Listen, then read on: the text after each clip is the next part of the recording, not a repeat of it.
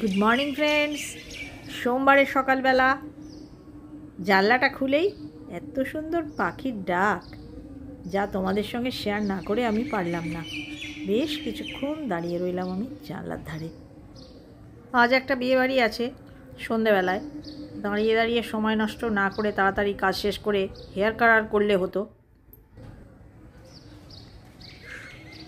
সূর্যের রিফ্লেকশনটা গঙ্গার ওপর পড়ে গাছের ফাঁক দিয়ে দেখছি আমরা, ইয়েতে ক্যাপচার করতে পারছি না, একদম চিকচিক চিকচিক করছে, দুর্দান্ত লাগছে। চলো মধুবন্তীর ঘরে যাই।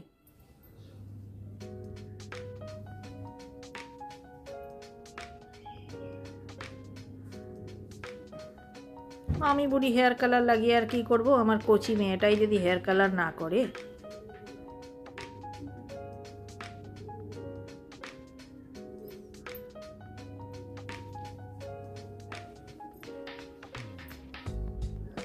মধুবন্তী এখন নতুন জায়গা ধরেছে এই জানলার ধারে যে ক্যাবিনেটটা লাগানো আছে সেটাকে টেবিল বানিয়ে।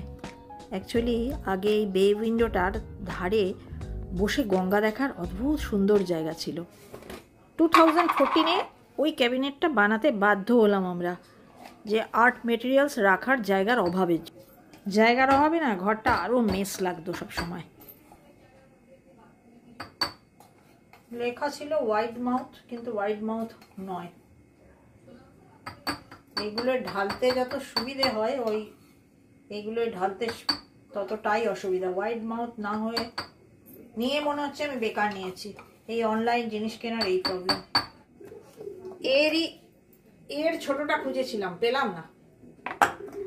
যাই হোক, এখন অনুশোচনা করে কোনো লাভ নেই। যা কেনা হয়ে গেছে, যা আছে সেইটাই সাজিয়ে গুজিয়ে তোমাদের আমি বলেছিলাম যে তোমাদের সঙ্গে নিয়ে আমি এটা ঢালাঢালিও করব আর শেয়ারও করব। দাঁড়াও, তাকটা সাজিয়ে দেখাবো।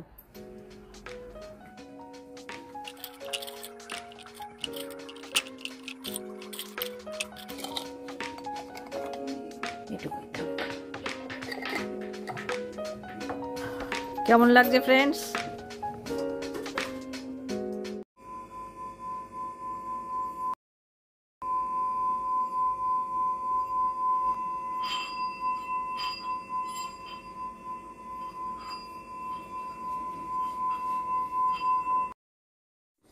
আজ ফ্রেন্ডস সমস্ত কাজগুলোই উল্টো পাল্টা টাইমে করেছি, মানে আগের কাজ পরে, পরের কাজ আগে, এইভাবেই কাজগুলো শেষ কিন্তু হয়েছে সময় মতোই।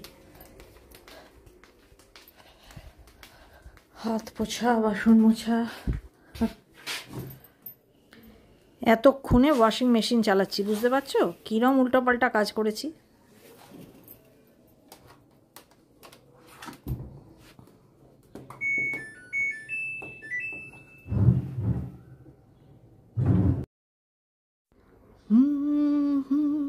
নিরুপমা করিও ক্ষমা তোমাকে আমার মনের দোসর করিতে পারিলাম না তো কিছুতেই নিরুপমা। বাবা রে, কতদিন বাদে চাদর চেঞ্জ করছি, তোমরা বুঝতে পারছো? অনেক দিন বাদে, পুরো মাস বাদে আমি বেড কভারটা চেঞ্জ করলাম। শুধু পিলো কভারগুলো চেঞ্জ করে করে চালিয়েছি, আর এই চাদরের ওপরে আর একটা করে চাদর পেতে শুয়ে চাদরটা বাঁচিয়ে বাঁচিয়ে আজকে আর পারলাম না, একদম বোর হয়ে গিয়েছিলাম চাদরটায়। কিন্তু আলসে করে না আর তুলতে ইচ্ছে করছিল না। যাই হোক, আজকে কাজটা হয়ে গেল। হয়তো তোমার অনেক কিছুই আছে, তবু নেই দামদার কোনোই আমার।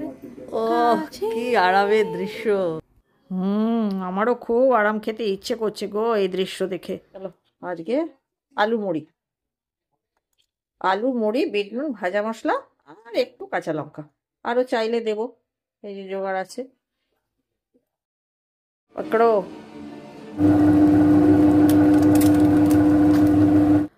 সকাল থেকে সিএস চ্যাটার্জি বলেছিল আমার খিদে নেই, কিচ্ছু খাবো না, এতক্ষণে একটু মুড়ি আলু খেলো। আর ঘটনাচক্রে ফ্রেন্ডস, আজকে সন্ধেবেলায় আমাদের আবার বিয়ে বাড়ি, সেই জন্য পেটকে একটু বিশ্রাম দিতে হবে। এবারে জল দিয়ে ভিজতে দেবো। পেটকে বিশ্রাম মানে আর কিছু নয়, মানে একটু হালকা ফুলকা খাওয়া। কারণ এবেলায় যদি হালকা ফুলকা খাই তাহলে ওবেলায় একটু রিচ খেলেও কোনো ক্ষতি হবে না। আজকে বানাবো সেদ্ধ আলুর পোস্ত, আমাদের সেদ্ধ আলুর পোস্তই হয়। আর এদিকে আমার চা আসছে, সেই জন্য চিনি দিয়ে রেডি রাখলাম। আর চিকেন স্টু, আর শেষ স্ট্র্যাটেজির জন্য পেঁপে কাঁচকলা মাছের ঝোল। গতকালও আমি করেছিলাম কাঁচকলা আলু মাছের ঝোল, আজকেও তাই পেঁপে কাঁচকলা আলু। ঠুকতে গেলেই দুটি একটি ছিটকে যাবে।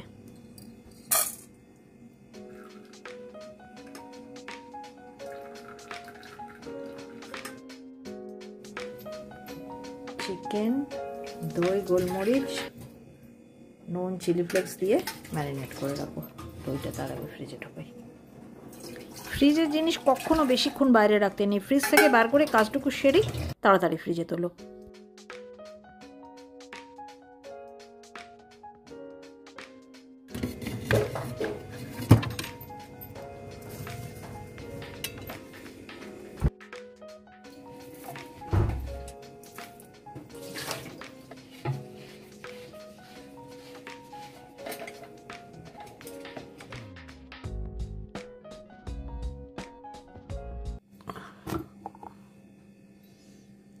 হয়ে গেছে। পোস্ত চাপাবার আগে ছোটোখাটো কাজগুলো সেরে নিই। আজকে রসুন প্রিজার্ভ করলাম, মানে প্রিজার্ভের জন্য ছাড়ানো হলো, এবার শুকনো হবে। তার আগে একটু ভালো করে ধুয়ে নিচ্ছি। একটু টাফ এই ছোটো ছোটো কাজগুলো না, মানে কুটকুটে কাজগুলো কিন্তু খুব টাফ। আর এই কাজগুলো হয়ে গেল মানে রান্নার অর্ধেকটা কাজই হয়ে গেল। মশলা ছাড়িয়ে রাখা, মশলা বেটে নেওয়া, আমার নিম পাতা শুকিয়েছে, নিম পাতা তুলতে আছে।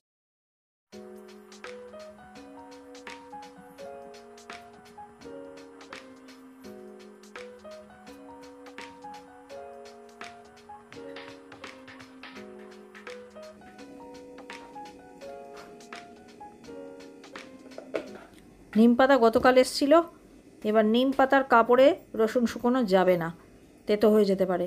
সেজন্য এটাকে তুলে ঝেড়ে ভাঁজ মেরে মানে উল্টো দিকে আমি রসুনটা শুকাবো, তারপর ওটা আগামীকাল কাচতে দেবো।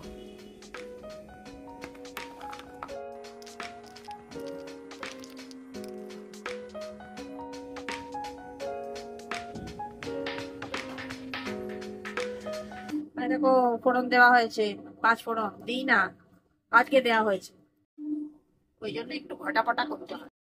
ঘটাপটা কেন করতে হয় বলো তো? সেদ্ধ আলু তো, ওই জন্য। এমনি ডাইরেক্ট কাঁচা আলু দিয়ে করলে ফোড়ন না দিলেও চলে, সেদ্ধ আলু একটু স্বাদ কম। সব দিন দিই না, মানে আজই দিলাম। আরও একটু জল দেবো, নিয়ে এটা ফুটুক, ডিমে ডিমে আছে, আমি কাঁচা বার করি দিয়ে।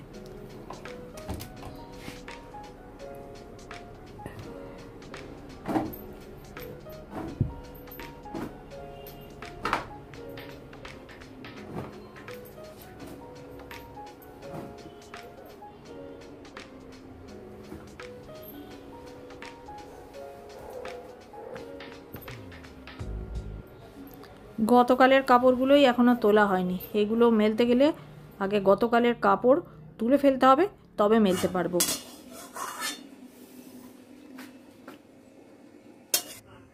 হালকা ফুলকা রান্না খাচ্ছি, এই সবজি দেখেই বুঝতে পারছো চিকেন স্টু করছি। দারচিনি, ছোট এলাচ,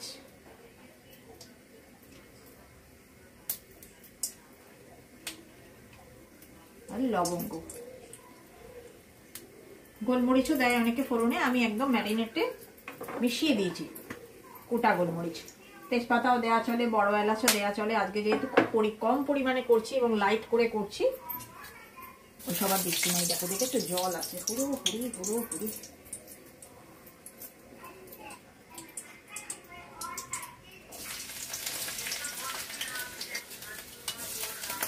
আদা কুচি, প্রথমে রসুন কুচি, তারপরে আদা কুচি।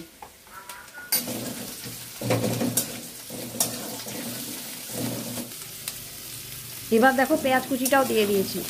ওই হালকাই একটু সাঁতলানো হবে, চিবের জন্য বেশি সাঁতলাবার দরকার পড়ে না।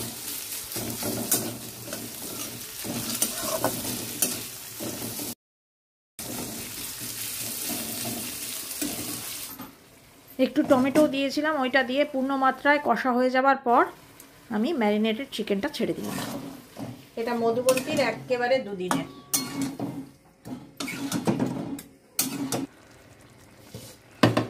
এটা হোক কষা, মেলাটা ততক্ষণে কমপ্লিট করে আসি।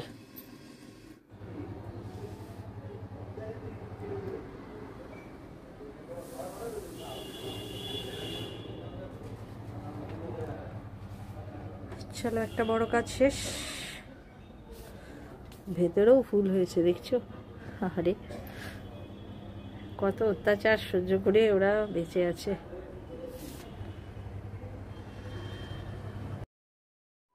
এই দেখো পোড়া চিকেন দেখতে পাচ্ছ, স্মোকি চিকেন হয়ে গেল। চিকেন স্টু আর হলো না, এটা হয়ে গেল স্মোকি চিকেন। আবার ফার্দার আমাকে ছক দিতে হলো সতে। উল্টোবেলায় বিয়ে বাড়ি যাব, তার ফলাফল চিকেন পোড়ানো। পুড়ে গেছে বলে খেতে কিন্তু একটুও খারাপ হয়নি, খেতে একটু অন্যরকম হয়ে গেছে, দেখতেও অন্যরকম হয়ে গেছে, খেতেও অন্যরকম হয়ে গেছে। অ্যাকচুয়ালি আমি তো কুকারে দিয়েছিলাম, ঢাকাটা ঠিক মতন লাগানো হয়নি, জলটা ফুরিয়ে গিয়ে তলাটা পুরো লেগে গেছিলো। হঠাৎ খেয়াল হলো সিটি পড়তে দেরি হচ্ছে কেন, তখন গিয়ে দেখছি যে হ্যান্ডেলের কাছ থেকে জল লিক করছে। হ্যান্ডেলটা সেট করে দিয়ে চলে এসেছি, তখন খুলে যদি জল দিতাম। চলো লাঞ্চ টেবিল লাগিয়ে দিয়েছি। ভিডিওটা শেষ করার আগে তোমাদেরকে কমপ্লিট মেনুটা দেখিয়ে দিই। সিএস চ্যাটার্জির পেঁপে কাজ। সরি ফ্রেন্ডস, ভিডিওটা এখন শেষ করব না, উল্টো বেলায় শেষ করব। আর মধুবন্তীর আর আমার এই যে এটা কি হলো, স্টিউ থেকে হয়ে গেল smoky garlic red chicken stew. আর এইগুলো আছে একটু একটু লেফট ওভার, আজকে খেয়ে শেষ করে দেবো। ও হয়েছে পোস্ত, আলু পোস্ত হয়েছে, হ্যাঁ তোমাদের সঙ্গে শেয়ার করেছি। তার ওটা এখনো এসে। তাহলে ফ্রেন্ডস এখনকার মতো আসি, আবার দেখা হবে সন্ধেবেলায়। হাই ফ্রেন্ডস, শুভ সন্ধে। বিয়েবাড়ি যাব, তার প্রস্তুতি, বাবা বিশাল প্রস্তুতি।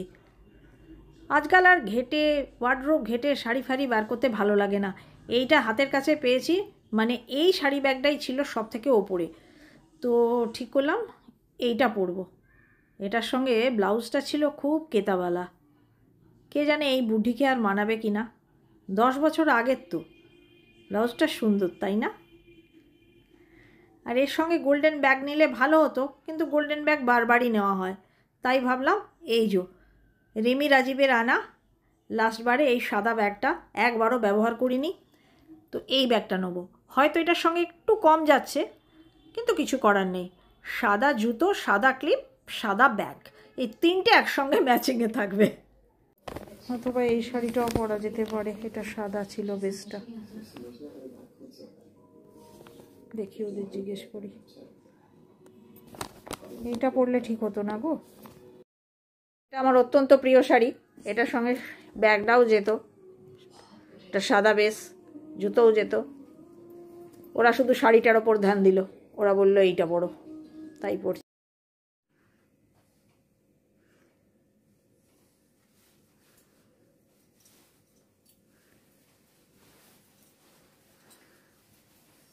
কেমন লাগছে বন্ধুরা? খুব সাজুগুজু করেছি, নিজের তো সং লাগছে। ব্লাউজটা দেখো, জুতোটাও খুব সুন্দর গো, ওটাও রাজীব কিনে দিয়েছিল দুবাই থেকে, দেখাতে ভুলে গিয়েছি। আঁচলটা দেখো, আঁচলটা দেখো,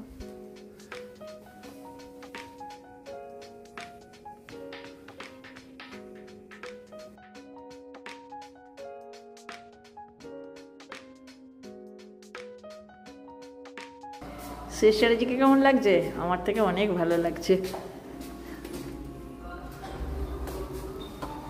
সত্যি ভালো লাগছে দেখতে। আসলে তো ছেলেরা কোনোদিনই সাজগোজ করে না, না আমরা সেজে গুজে সুন্দর, আর বুড়ো বয়সে সাজ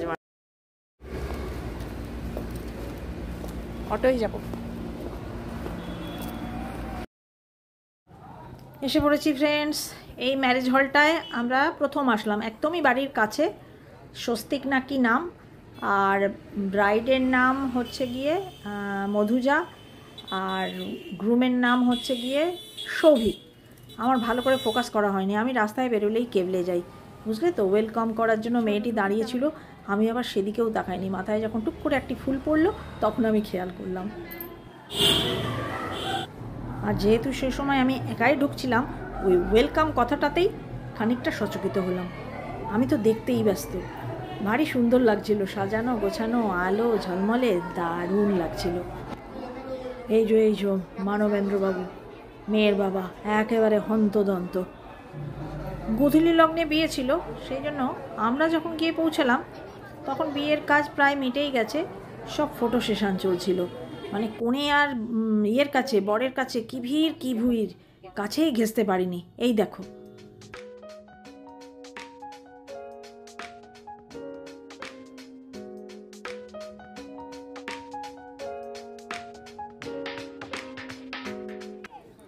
এই বয়সে আর কি কাজ।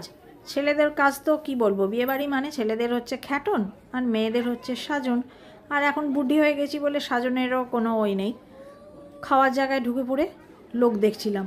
সিএস চ্যাটার্জি দাঁড়িয়ে দাঁড়িয়ে স্ন্যাক্স খাচ্ছিল, আমিও একটা স্ন্যাক্সের প্লেট হাতে নিয়ে এদিক ওদিক ছবি তুলছিলাম। সেই সময় ফাঁকে গিয়ে মধুজার মাকে দেখতে পেয়ে আমি দিয়ে এসছিলাম গিফট। আর এই যে আমার খাওয়া দাওয়া হয়ে গেছে, আইসক্রিম। পৌঁছে গেছি বাড়ি, তার মানে আজকের গল্প শেষ। দেখা হবে নতুন একটা ব্লগে। ভালো লাগলে সাবস্ক্রাইব প্লিজ। Bye bye.